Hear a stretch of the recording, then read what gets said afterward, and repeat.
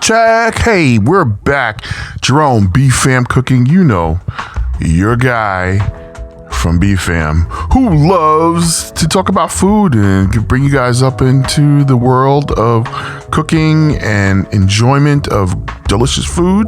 So today was supposed to be our spring episode. We're here in Long Island, New York, so that's on the East Coast for those of you who don't know, and we're in basically a middle of Long Island. If you literally took from Brooklyn to the Hamptons and folded it in half, you would find finding the middle point of that, you'd find exactly where we're at, which is called Central Islip.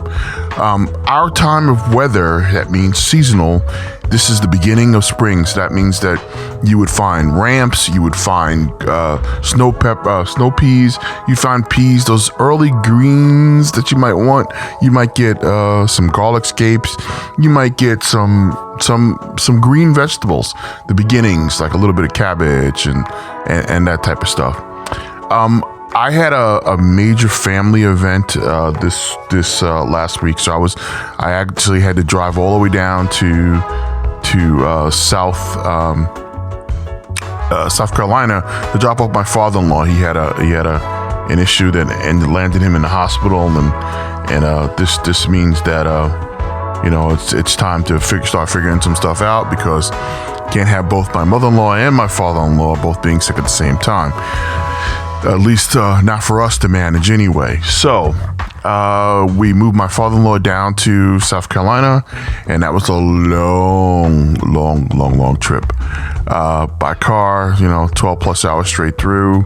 Luckily, we got out of New York and New Jersey in a reasonable hour. That means I had to get up at 3:30 in the morning to start, so we can make it be on what I like to call the other side of New York City before 5 a.m. when the rest of the world wakes up, more like 4:30. So with that trip, I ended up having an opportunity to meet with my nieces and cook with them down there. So I really want to talk about that instead of spring, because they're my nieces. They're of that formidable age where the last one is crossing over into their teens, out of the teens into adulthood. She's going to be graduating and hopefully going to college. Like she said, she wanted to go for biology and then work in medical field after college. And my other niece, slightly older, a couple of years older, she's doing her thing. But neither one of them are really big cooks, but they were really curious as to about some flavors that we talked about. They both said that they wanted to travel. They wanted to go to Italy. They wanted to go to France. They wanted to go all over, and they were unusually inquisitive. So I spent a full day, one of my days that I was planning on, if I needed to rest in between from the trip, it wasn't going to drive the full straight hours. I was going to have an extra day to make it down. I drove straight through, so I still had a full extra day of rest before I had to get on the plane and return home. So I talked with them about doing a couple of dishes that were simple enough that they could easily remember. They could write it down if they wanted to. Of course, they chose not to. So these dishes are relatively simple, and they're all Italian, just to give them a little bit of easiness to make something of their own. And my wife and I, a few years back, had taken a full 9 days in Tuscany. Well, what we call our Tuscany trip. So we flew out of New York over to Italy, and we landed in Rome. Then we took the train up from Rome into Tuscany, and we met with this was the Rustico trip. You guys can find that on my YouTube channel. You can see some of the videos from it. It was spectacular. We stayed up in this in this villa. That was a 14th century villa. They have some new rules about if you rent a house that you can't, they can't keep gas in there. So we had electric stove, and we mainly cooked most of our meals in a 7-foot wide pizza oven that was wood burning. I mean, I was up every morning. I was 6:30. I was ready to go, get that oven going. So, and that was, by election. There were 24 guests, I think, in total, and Rustico had us there. And they first day we got there, we were treated to an outside pizza sauce, and the Neapolitan pizza guy came and made us all these different, basically like 8-inch pizzas that we shared, and different versions thereof, which was spectacular. And the whole idea of the trip was that we would cook in the morning, and then we'd go on an adventure in the afternoon, and then wrapping it up, we'd make it back to the villa 11 o'clock, midnight, and that would basically be it. So that would be our home base every morning. That's our routine. Get up, have breakfast, cook something, and then take a little break, get prepared for travel, get in the bus, which we had a nice bus driver, picked us up every day and took us to different regions. And we'd go like to the prosciutto factory, or we'd go to a Michelin star restaurant over there for seafood. Different regions, different the locations. You get the day to travel, and we learned something in the morning, which is spectacular. During that trip, I learned that each region of Italy, which is shaped like a boot.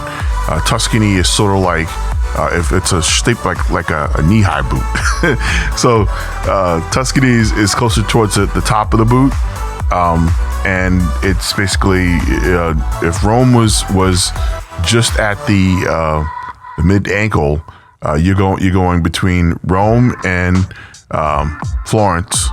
And Florence being the top of the boot, Rome being the middle of the boot, and you'd cover that sort of center section at the top of the calf, basically, you would say.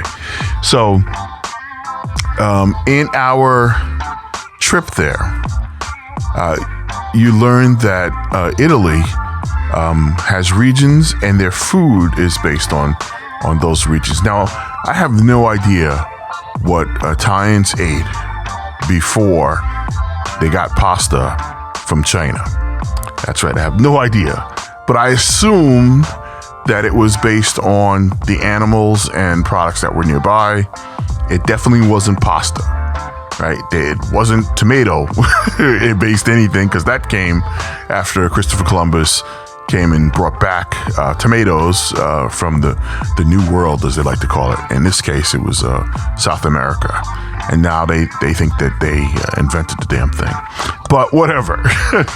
So there are simple dishes that you can make that is what Italians are known for, right? They like to combine, these little simple things, and then make the best of the best, because they do make quality products. They make quality wheat. They make quality tomatoes, and they certify that these things are grown in their country. So for a region in Rome, you would get something like a pasta carbonara, right? Carbonara being carbon, the color, and nara being eggs, I guess. I'd have to look it up to see if that's the whole thing, right? So that was one dish I wanted to make sure that they had. A simple, what I like to call eggs and bacon, right? Eggs and bacon pasta, right? It's very, very simple, minimal ingredients. Another ingredient in the more of the farm region towards Tuscany, or in Tuscany itself, you would have vegetables, right? Obviously, there's a farm region. So we would make something with olive oil, because they would swap out like butter for olive oil.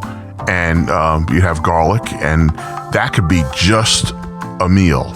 So I added a little lemon, and we had olive oil, garlic, and lemon in this pasta, which was spectacular. Right, it's nice and simple. It's basic, but you add a little red pepper flakes in there, and it hits your tongue in so many places. Now, I know that it has an official name. I just can't remember it. I just know this recipe because it's so simple, right? And then a third pasta recipe that we made. Let me see if I can remember. It was the olive oil. Oh, of course. We did a simple tomato recipe. Now that tomato recipe was but simple, I should say.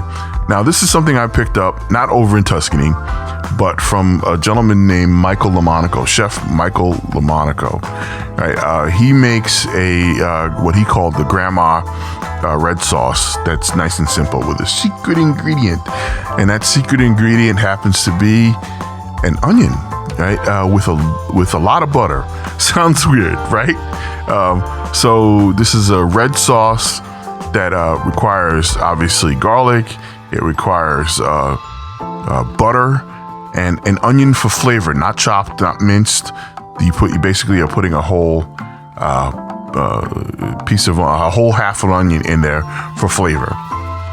So, and then of course you top it with just shredded basil with some oregano in there. So let's get into those recipes and talk about it. And then of course we had to make an Italian dessert. I chose to make it an Italian dessert. I call it milk jello, but it happens to be not milk jello. It's basically milk jello. That's how I remember it. Anyway, it happens to be. It is what's it called now? It is what is that thing? It's milk jello. It is I forget the thing. Hold on. Okay, I had to look it up because I totally forgot. Milk jello is panna cotta. That's right. Like a flan, like a creme brulee, there's a simple recipe that Italians love to make, and they call it an Italian dessert pudding, right? But it's really milk and gelatin.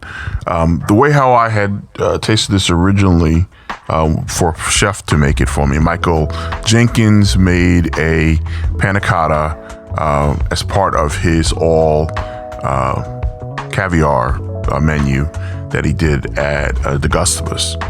Now, it sounds weird that I said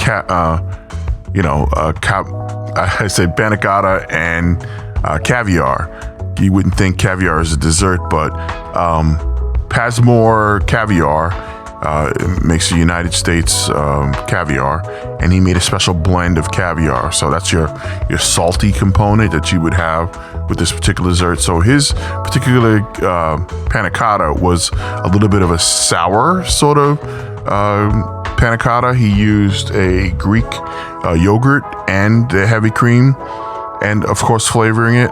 And then he used supremes of grapefruit with a slight bit of mint, and I'm trying to think there was something else in there. I don't remember what the other thing was. It was green, but my version of it that I had the family make was panna cotta. Right, it had the Greek yogurt in it along with some heavy cream, and we served it because the girls wanted to use berries, so they wanted strawberries and blueberries. So we made a strawberry compote and a blueberry compote to go on top of this panna cotta, right? So they're foreign to this whole dish, but I think it turned out really, really well, and it just takes time to set. You need I would say 4 hours to set the gelatin. But let's talk about this entire meal that we made and get into it. So for two young ladies to, in their upper teens to focus on, take away their phones, right? Focus on making pasta dishes and dessert. You have to put them in a mindset that allows them to get out of their minds and get into what they're actually doing. So because we're in South Carolina, in the rural part of South Carolina, there wasn't any of what I like to call the stores that I would normally go to get a lot of this stuff. So we went and shopped at the Super Walmart. If you haven't been, which I hope that you have a chance to go, you'll end up at this mega store, which has everything from diapers and auto parts to garlic individually wrapped and cheeses. Right. We needed to get a couple of things because my brother-in-law doesn't really have a lot. He's not into cooking. He doesn't have a lot of the things that I obviously have. So I wanted to make sure I had everything I need to make these desserts. So the dessert and the pastas. So one of my nieces says she doesn't like spaghetti. Her rules around it, I have no idea what it is, but because they all are basically the same thing. It's a pasta dough that's formed into a different shape. So if you like one, why wouldn't you like the other? It tastes the same basically to me. So anyway, we need to get pasta, right? So we went to the pasta aisle and I had them because we're doing 3 sauces. We'll pick out 3 different pastas and we're going to make this multi-course dish, right? So we went with, what do we go with? Linguine, a nice fat pasta, right? We went with bocconcini, right? Penne, that's what we went. Penne, and then a spiral pasta. I forget the name of that one, right? So for the linguine, we were going to do that with the red sauce, right?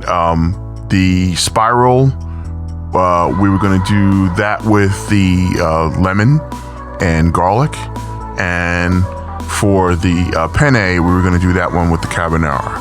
All right. So then we needed to get. My brother-in-law said he had bacon, but I wanted to check and see if they had any guanciale, which is the official way of making a carbonara. The official way of making a carbonara is to render out some porchetta, some guanciale, which is a pork cheek, right? But if you can't find that, which you may not be able to find if you're in places that are what they consider to be a good store, is the Super Walmart. And I'm saying that Walmart's not a super store. It's that it just doesn't have a lot of the non-shredded, pre-shredded cheeses and things in it. They don't have a lot of little simple things that I would normally catch here in New York, because they consider it to be more ethnic, I guess, if that's how do you consider Italian to be ethnic? I have no idea, but they don't have a lot of the things. So anyway, we found some good olive oil. What does that mean, good olive oil? Extra virgin olive oil.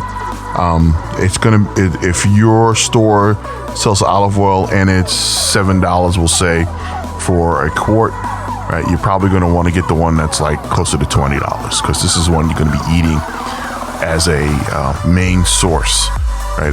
It's not going to be just for cooking. It's going to be the higher quality. So you want to get the extra virgin olive oil. It's usually in a darker container, right?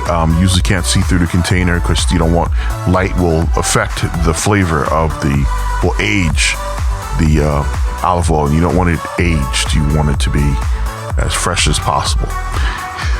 Anyway, so we got the good olive oil. We got white onion, because you need a white onion. You don't need red onions or anything like that, right? You need garlic. In their particular case, they didn't even sell it in a sleeve. They sold individual bulbs, plastic wrapped. So we picked up 4 of those. I got some French bread or Italian, but I don't know what they're calling it, but it's Subway bread is what I call it. We need that for tasting, right? We needed black pepper, whole peppercorns, and a pepper grinder, right?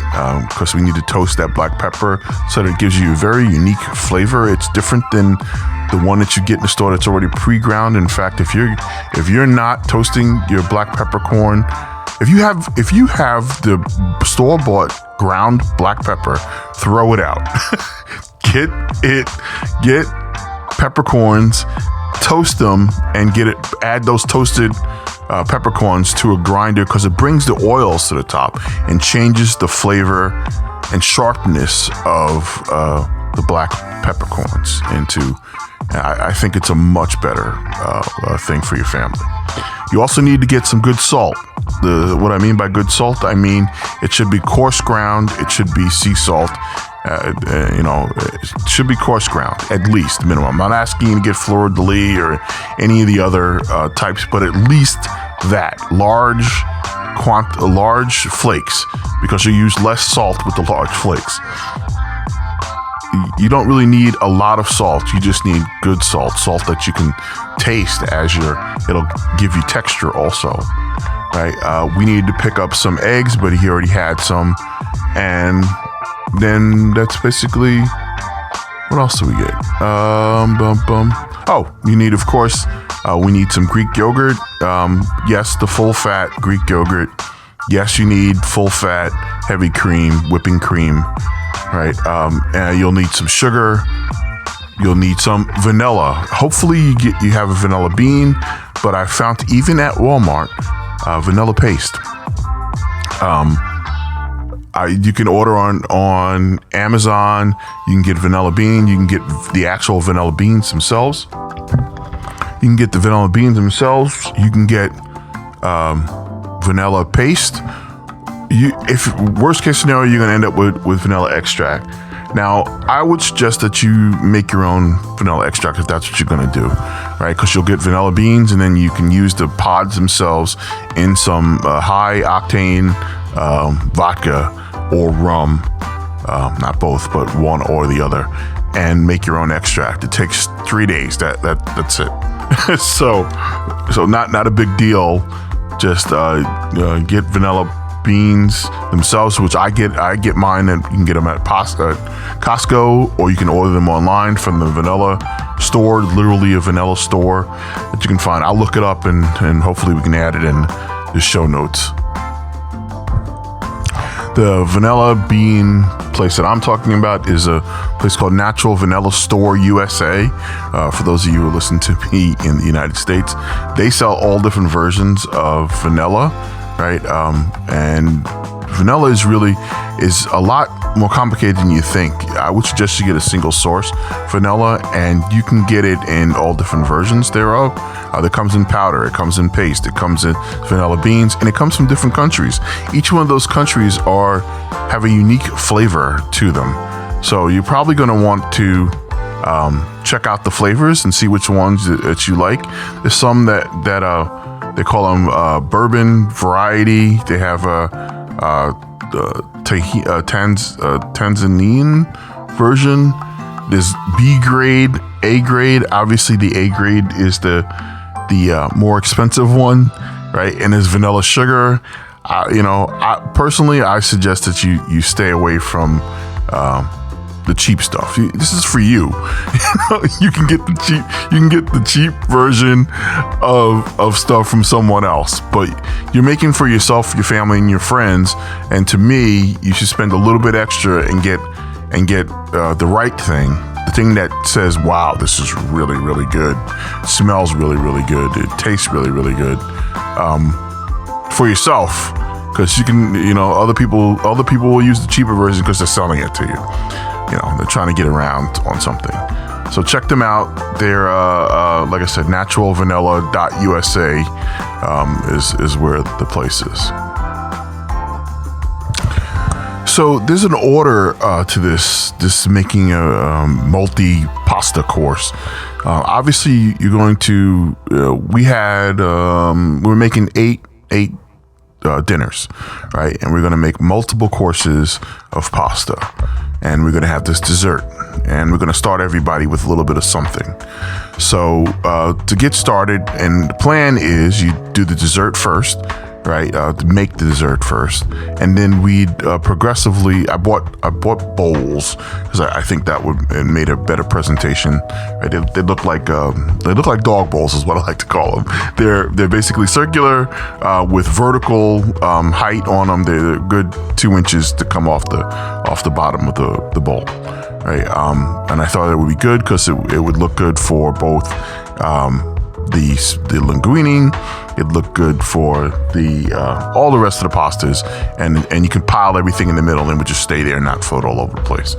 I needed to get plastic cups for a mold for the panna cotta, right? And we would shape it, and it would make have our we could tap it out into we decup the panna cotta onto a plate, or we could just eat it out of a little plastic cup with topping it with our berry mixture compote. All right, so let's talk about this is the order that you would make it in. So if you're gonna have panna cotta as dessert, you need to make that first because it's gonna take the longest. It needs to rest in the refrigerator or firm up in the refrigerator, and it takes about 4 hours or so.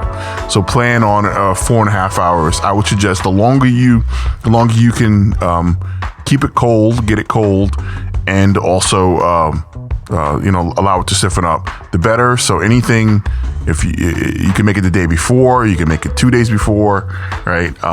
Whatever you need to do, but you need a minimum of that 4 hours. It's a really simple recipe for panna cotta, and you can get it to be. You can bend it a lot of different ways. Think of a creamy, silky, but fun-looking sort of shape, right? Whatever mold that you use, you can use the bottom of a bowl, or I like to make mine tall, so I like to use. You can use a solo cup. The nice thing is that the solo cup has a nice little structure to it. Think 1950s Jello mold, right?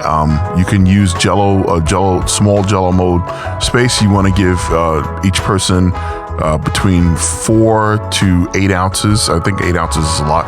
4 to 6 ounces, right? And that shape is the shape that you can turn it out on, right? Or you can just keep it in the glass. I've seen it where it gets displayed. If you use a nice wine glass, you can tip the panna cotta over onto its side, just lean it in the refrigerator till it sets. And then you can add additional gelatins like a jam or something on that slight angle. So when you serve it and you lay it flat, it's slightly tipped inside the glass. But the ingredients that you will need for panna cotta, in my particular case, for this particular recipe, I used for 8 servings, I used 1.5 quarts of heavy cream, a cup of Greek yogurt, right? That nice Greek yogurt. I used a cup of sugar, right? And some people will say it should be maybe 2 tablespoons. I say you can go anywhere between 2 and 4 tablespoons of vanilla extract or vanilla paste. Now, the vanilla paste means it's going to have extra vanilla-y sugar, extra vanilla-y flavor in this particular one. But hey, that's just what I like. And I wanted to make sure that it had a little sharpness to it. So I added lemon zest, right, to the particular mixture, and a little touch of salt. So panna cotta is a simple recipe. It just requires gelatin to set this whatever flavor you've mixed together, to hold it in place and give it its fun. For the 1.5 quarts of heavy cream, you need 1 packet, if you get buy gelatin in packet, which is about a quarter of an ounce. You need 1 1/2 of gelatin. You don't want it to be too firm where you can't get into it. You don't want it to lock up, because I've done that before. You want it to be pleasant on the palate. It should be, think of a pudding sort of texture.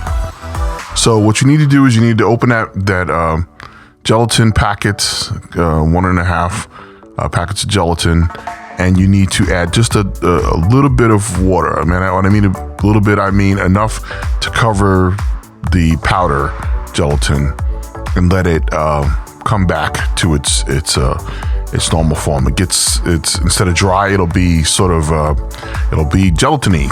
Think of a gummy bear. Right? It's just like a capful, 2 tablespoons of water is not going to break anything. And what we're calling the process that you're doing that, you're going to stir that together and make sure that the powder is now a custardy looking thing. It's just came and went. You're blooming the gelatin. You need to bloom the gelatin before you add it into the rest of the mixture. All you need to do for this particular recipe is you're combining warm milk, the warm heavy cream, and this gelatin with the rest of the flavors. And then you're going to set it up, pull it out, and make it to set. Allow it to set. So, bloom the gelatin by adding that little bit of water in a cup. Set it aside. In a large container, a large pot, you're going to add in your heavy cream. You're going to add in your yogurt. You're going to add in your sugar. You're going to add in your vanilla bean. In this particular case, I'm going to add in a little lemon zest. You're going to add in a little bit of salt. Now, this should taste great just the way it is. As you're stirring, you stir that all together. And you're going to have that heat on about medium high. What you're trying to do is you're trying to get that milk and mixture completely blended without it boiling over. Right? Once you've got all the sugars and the yogurt, the heavy cream, and the extract combined with the salt and the lemon zest, you're going to add in your gelatin, and you're going to while stirring, bring the mixture up to temperature.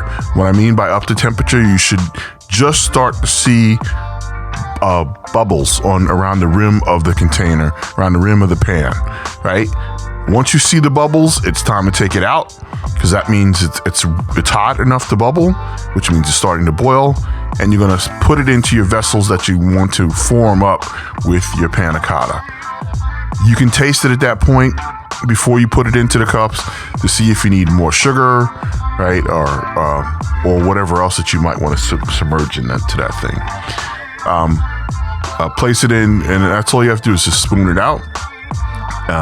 Make it evenly distributed across all of the vessels that you want to make the form in, and put it in the refrigerator. Wait 4 hours, and you're ready to go. You'll notice once you've gotten that sour from the yogurt and the heavy cream together, that it's a perfect combination. No way around it.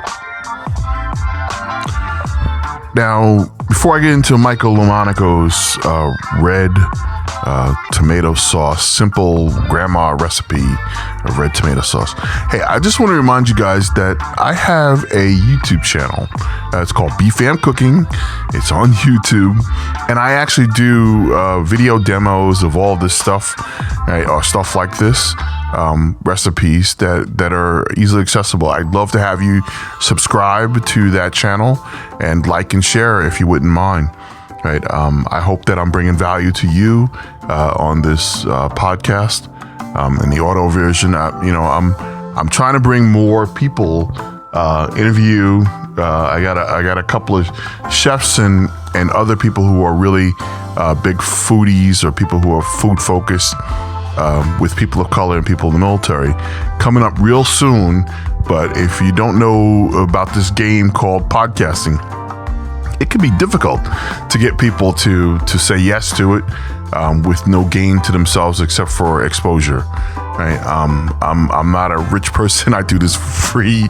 This is all. I really would hope that you could take the time to just subscribe, like, share. All right, but on to the recipe. So this is a grandma's basic tomato sauce recipe. Now, it is dead simple. I mean, dead simple, right? You really don't need that much work to make your life difficult. But let's talk about the simple recipe that goes with anything. You can add meat to it. But this is no meat recipe. So you need a large can, the big, I think it's 48 ounces of whole tomatoes that have been stewed. Obviously, get the best one you can afford because you're eating this stuff. You'll need some garlic, of which you're going to mince and chop or grate. In my particular case, I suggest you grate. You'll need a large whole onion. Cut it in half. I mean, large as in softball size, cut in half. You're only going to use half the onion. Right, you'll put the can of tomatoes, whole tomatoes, into a pot. You'll put the garlic into a pot. No color, no nothing. You'll use some of that good olive oil because we're making multiples. So some being maybe 4 to 6 tablespoons of olive oil in that pan. Right? And then you'll add in some oregano at minimum. Right? That's not salted, that's dried oregano, or if you can get fresh, please use the fresh. Right? And that's to taste, but it's approximately 2 to 4 tablespoons for the quantity that we're talking about of oregano. Should have a real good flavor. And you're just going to stew that down. Now, you're stewing it down, you're cooking it, you need to add in a very unusual ingredient, at least I think it's unusual, because tomatoes in the regions that they're made in Italy are made in the bottom half of the boot, right? And beef, where you would normally get milk, is not made from that same region. It's made north in Tuscany, right? So what we're looking for is butter. Yes, I said it, butter. That's unsalted butter, the best you can buy. Right now, you need, for this particular quantity, you need a whole stick of butter, right? 8 tablespoons of butter, yes, into this mixture, and that's it.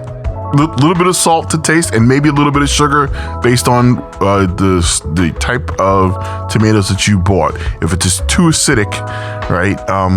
If it doesn't pretend to be a Italian mixture of tomatoes, if it's too acidic, I need a little bit of sugar. And that little bit being less than a tablespoon, right? Just to take the edge off of the acid you can have in some tomatoes based on where it's made, right? And you're going to stew that down. Now, mind you, this is a great simple sauce that you're going to just mash up those already cooked canned tomatoes, whole tomatoes, into it. It's going to be rustic. It's going to be chunky, right? As it's cooking, you're going to take some fresh basil and you're going to clean and roll up the leaves. And you're going to chiffonade them, just cut them into strips, right? You're not adding it to the pot. And when this is done and you're marrying your pasta with the sauce, you're going to literally just put the basil on top. Right? And not only is it a nice color contrast, but it adds a little bit of extra flavor in there for you, right? I think that you'll enjoy that pasta sauce. So that could go on any one of the pastas. We're talking about basically the sauces because the pasta tastes the same to me, right? And you can add, that pasta could be used for chicken parmesan, shrimp parmesan. You could just use it. You could have it just with the pasta, which is the way we add it. And of course, you're going to get a good Parmesan cheese that you finish the dish off with. Either, you need to grate it. And that means not the pre-shredded, not the pre-jarred, but you're going to find normally, I think it's like in the deli section for most, in the Walmart, it was in the deli section, right? You need a good Parmesan wedge. Now, a good Parmesan wedge is I think it's like 8 ounces of Parmesan cheese. Obviously, you buy the best you possibly can afford. Again, it's your salty creamy component in your dish. Now, again, like I said, that was served, in our particular case, was served with linguine. And, that was one of our second courses. Oh, I know what I forgot to mention. Our first course was a salad, right? We did what is really not a Italian dish. Most people think it is. We did a Caesar salad dressing, right? With Caesar salad, of course, which is romaine lettuce, and Caesar salad dressing, and of course croutons. Now, normally in my case, I would make the croutons, but we bought the croutons, so you would normally get like a sourdough bread, cube it up, sprinkle it with a little bit of olive oil, maybe a little bit of garlic powder, and bake it in the oven. Take it out, you get these large chunks of not overly too crunchy, but we picked up a bag of croutons. So let me make sure I mention that, and then the Caesar salad dressing, and we'll come back to it. Right. So our first course was the Caesar salad. Right. Yeah. So let's talk about the Caesar salad thing and what I'm talking about. Caesar salad, if you don't know, is a simple dish. My wife and I had it in where? Mexico. That's right. The best Caesar salad we ever had was in Mexico. It happened to be in Cancun. Now, I know it doesn't come from Cancun. It comes from Tijuana. That's right. It's not Caesar as in Caesar from Rome. It is Caesar from Tijuana. Caesar Rivera's or Caesar something or other. And it was at a steakhouse is how the legend goes. And there's two restaurants that are currently in Tijuana, Mexico, who claim to be the correct Caesar that create the Caesar salad. They normally made it at the table. Basically, it is a combination of unusual things to make a good Caesar salad dressing. Here's the first thing: egg yolk. It is egg yolk with mustard. Now, some people do they pasteurize the egg. And then separate. So they pasteurize it, means you bring it up to a particular temperature to kill anything that could be in there, right? Any diseases that could be in there. So you have to bring it up to a temperature and then quickly take it down. So you would bring it up to, I think it's like 140 for a few seconds. That'll kill off any of the little bad guys in there. If there are bad guys, meaning that you don't have fresh eggs and some germ is working its way up. I would suggest you get fresh eggs, fresh American eggs. There's a different type of pasteurization here in the United States.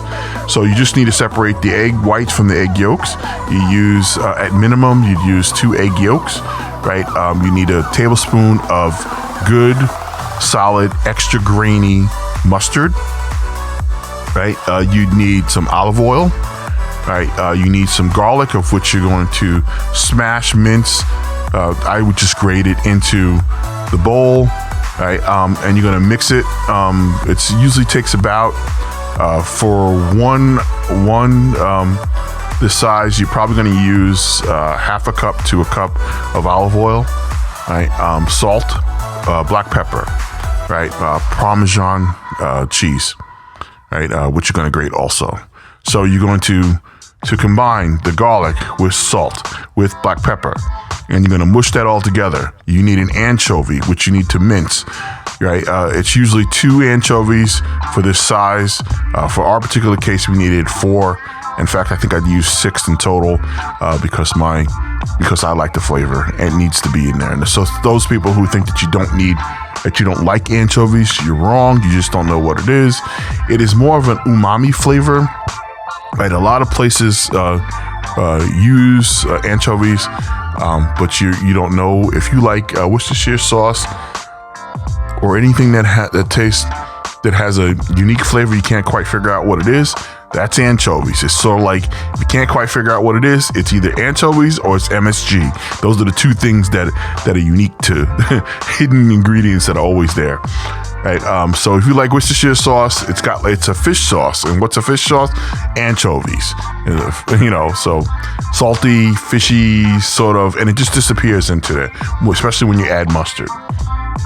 So you mix your anchovies, your garlic, your black pepper, your egg yolk, it's your Parmesan cheese, and then your olive oil, smashing it and mixing it until it's completely homogeneous and emulsified.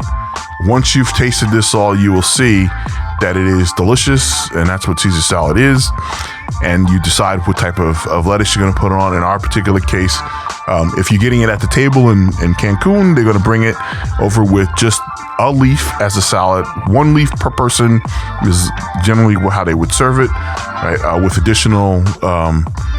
additional cheese on the table, Parmesan cheese on the table. It could be shaved, it could be grated, your choice. In our particular case, the girls wanted to chop it, so we sliced it into approximately 2-inch thick chunks and tossed that all together. And then when we served it, we mixed it, and then we grated some more cheese along with the croutons on top. Voila, that's a Caesar salad. So the second course, like I said, was the tomato pasta.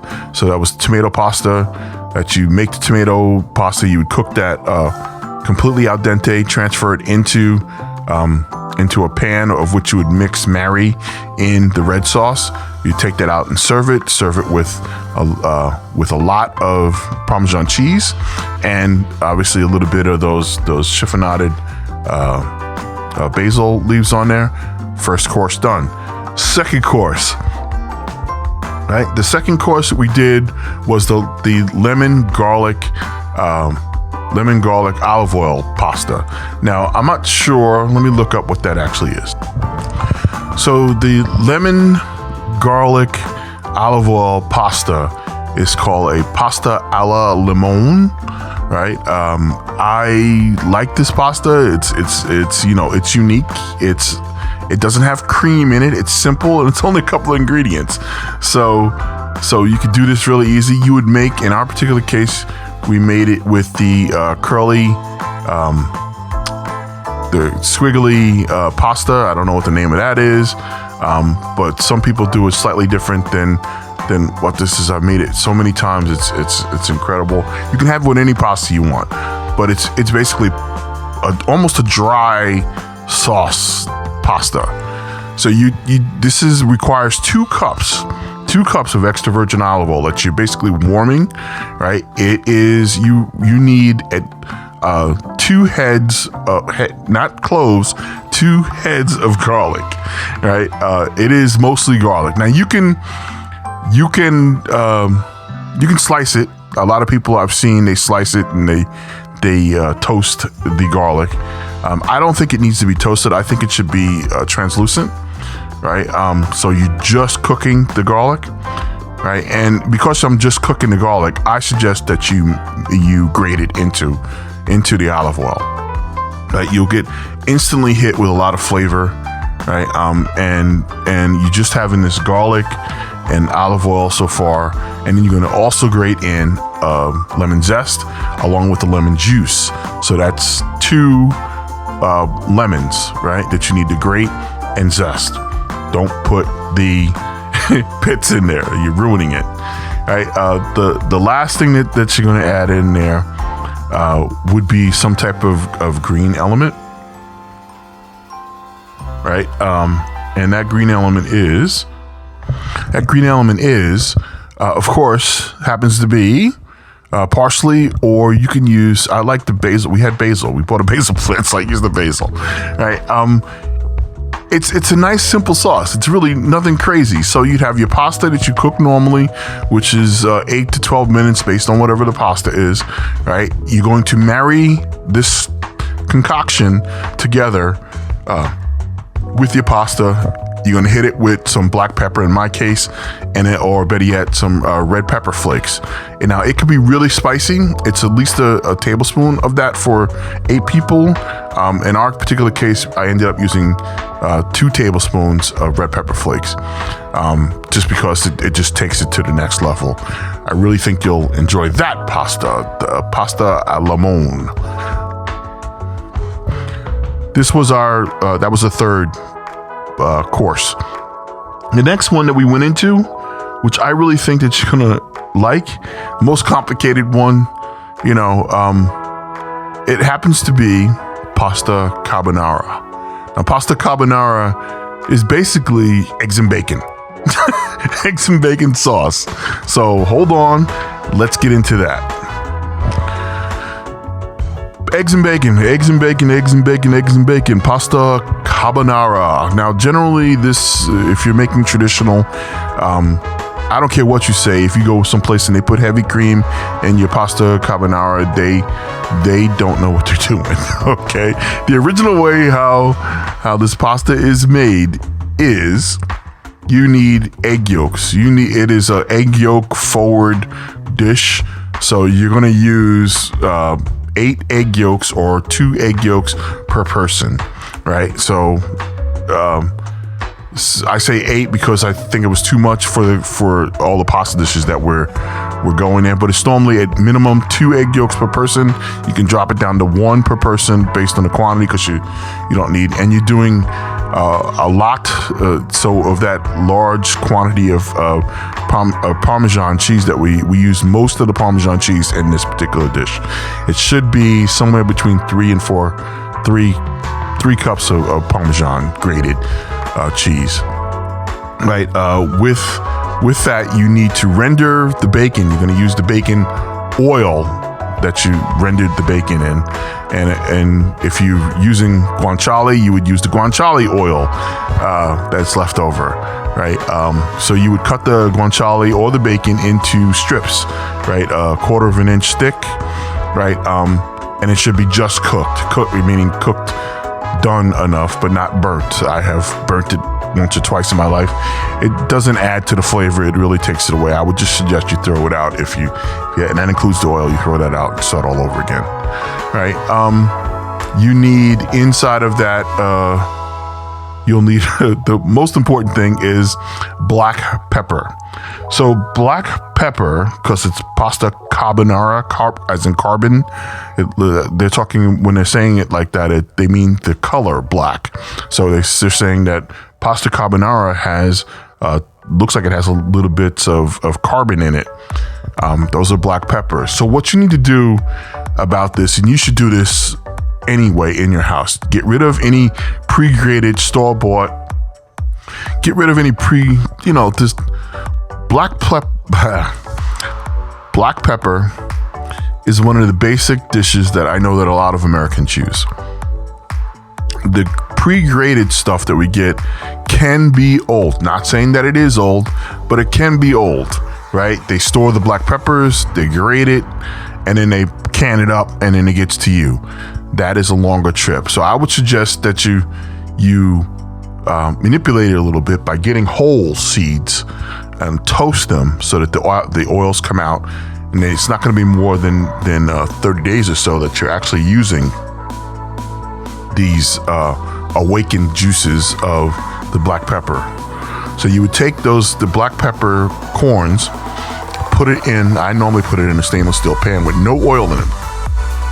You're going to keep the pan moving over high heat until you start to see the seeds popping, the beans popping, right? Once they start to pop, you can stop cooking them, and I place it on a paper towel so you can easily get it into the grinder, right? So you can fold it and it'll just file in basically one after another, right?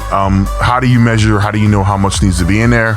Basically, you would empty out the container of the grinder, fill it 80% with the peppercorns, and then use that quantity to put in the pan. And then when you reverse, you'll see that now that you've cooked them, they've gotten bigger, right? And it'll fill the pan completely. It'll fill the grinder completely. But that's really, really important to do that. Now, throughout this entire episode, I haven't really talked about the pasta and how you need to cook it. If you don't know that the pasta must be cooked in almost seawater, I am telling you now, you need to put at least a good 2 handfuls worth of salt in the water. Now you can use up all of your old bad salt, which is the little micrograins, and get some coarse salt later, but at least that much. It should taste like seawater, right? Now for spaghetti, I would suggest that you rinse it before you actually marry it together with your sauces, right? But the other ones, you don't really need to do so. You can get them out, strain it, and then put it into marry it with your sauces. So on to the carbonara again. Back to the carbonara. So, let me stop jumping around. Stop jumping around, Jerome. Go back to what you're saying. The most important thing is, again, I gotta recommend you guys check out my actual shows where I'm doing the videos talking about how to make this on YouTube. Please check out B.F.A.M Cooking. One more time. On to carbonara. So with this particular thing, it's really, real simple dish. It sounds complicated, but it's not. You're going to add all into a container on the side. You're going to mix in your Parmesan cheese. You're going to mix in your bacon fat oil that you've cooked. Now you could cook it in a pan, which, you've dirtied the pan now, or if you're using bacon, you can put it on a sheet tray, cook it in the oven, and then take it out and then use that oil, separate and chop up your guanciale or your bacon, right? But you're going to use whatever's rendered out of that pan, out of the bacon, into your pasta. Now it can be cold oil. It should be cold oil, so you're not cooking the eggs as soon as you put the oil and the grease together. You're going to crack your egg yolks into the same container along with your Parmesan cheese. Right? You're going to mix that. You can blend it. You can mix it. It just needs to be incorporated together. And then you're going to add in, some people say you should add in the pasta water into it. I find the pasta water, because it's so salty, you can't add it in. It'll be too salty inside of the sauce. So I suggest you take a cup and a half of regular tap water, add it to this Parmesan and bacon oil. It's going to look soupy. That's okay. The idea here is so that you get a mixture, and if you only add it in water, you can cook that water out when you're marrying the pasta and the sauce together.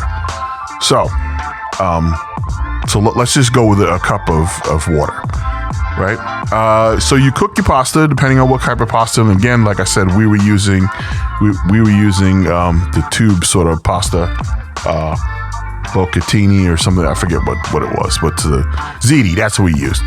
Right? You cook the pasta, and then you're gonna strain out the pasta itself into a colander, and in a frying pan, a warm frying pan, you're gonna place all of this pasta in, and then you're gonna pour over on a medium heat. You're gonna pour over this bunch of stuff that we have, the oil and the Parmesan mixture, egg yolk mixture on top of the pasta.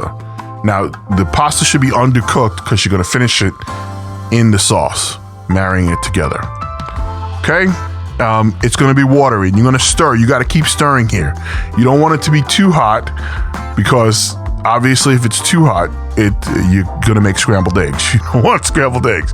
You just need to marry the sauce. So it should be low on the thing and you keep stirring and stirring and stirring. The pasta will start to absorb some of the liquid, and the heat will take away most of the water until it starts to look creamy. Once it starts to look creamy, remove it from the heat. Remove it from the heat. Remove it from the heat. Again, you're not trying to make scrambled eggs. You're trying to make a sauce, emulsification.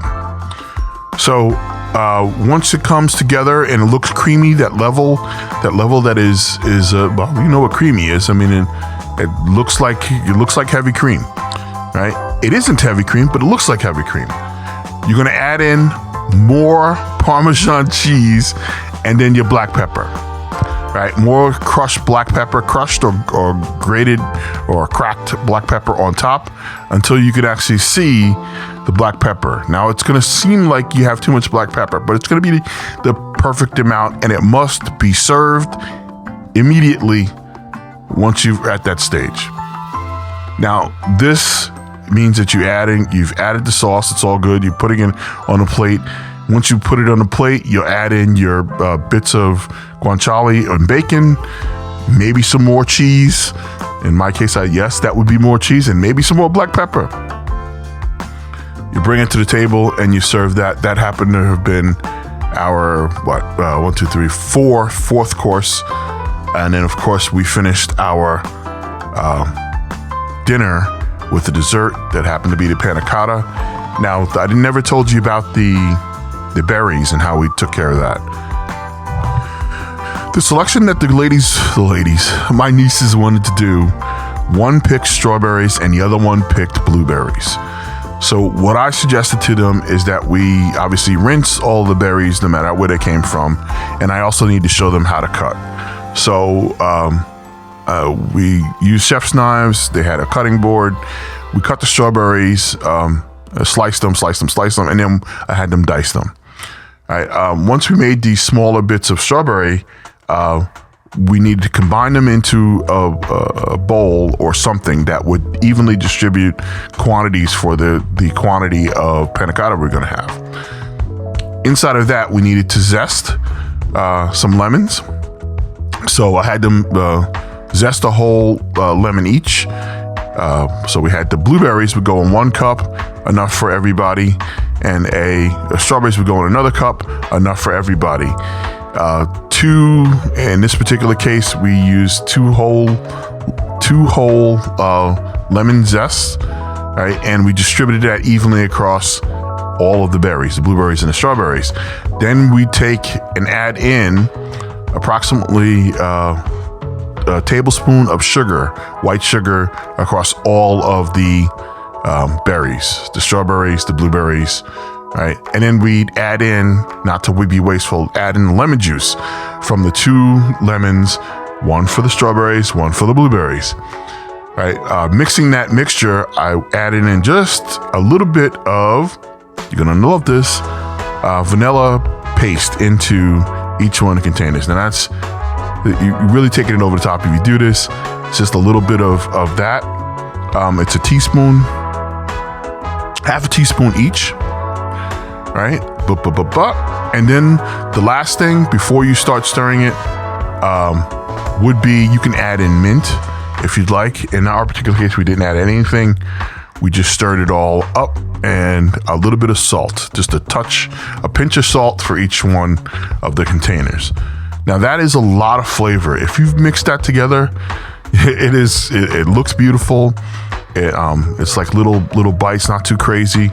And then you're going to store that all in the refrigerator, and it's going to macerate the berries and give you a nice sauce that you can spoon out on top of or put on the bottom of your panna cotta, your choice. I think it looks great if you decup the panna cotta and then you pour these berry mixture on top of it, and it drizzles over the side. Sort of like a flan in the caramel. Ta-da! You've made a 5-course meal in a couple of hours consecutively, because everything doesn't take too long. The pasta itself is about 15 minutes a piece. Again, I would recommend that you take some time, and if you wouldn't mind, please subscribe to B.F.A.M Cooking. I hope you like these different recipes for sauces. Don't forget, every last one of the sauces that I talked about today can be married with a protein, such as shrimp for the lemon, or shrimp for the red sauce, or shrimp even with the carbonara, right? Chicken works across the board. Pork works across the board, right? It is. Those sauces are so simple and so easy for you to enjoy that you should try it any way that you'd like for your family. Even the Caesar salad, you can add shrimp on that, or you could add chicken on it, and that can make a meal too. So basically, we've given you a series of recipes, with the exception of dessert, that could be eaten as a meal, based on the quantity of pasta that you're getting. I hope you enjoy it, and nothing else. Thanks a lot for stopping by B.F.A.M Cooking-the Podcast edition. And next up, we're going into another episode. That next episode is supposed to be about breakfast. I can't wait for you guys to check this out. It's going to be fun. Check you later for the next episode. Bye.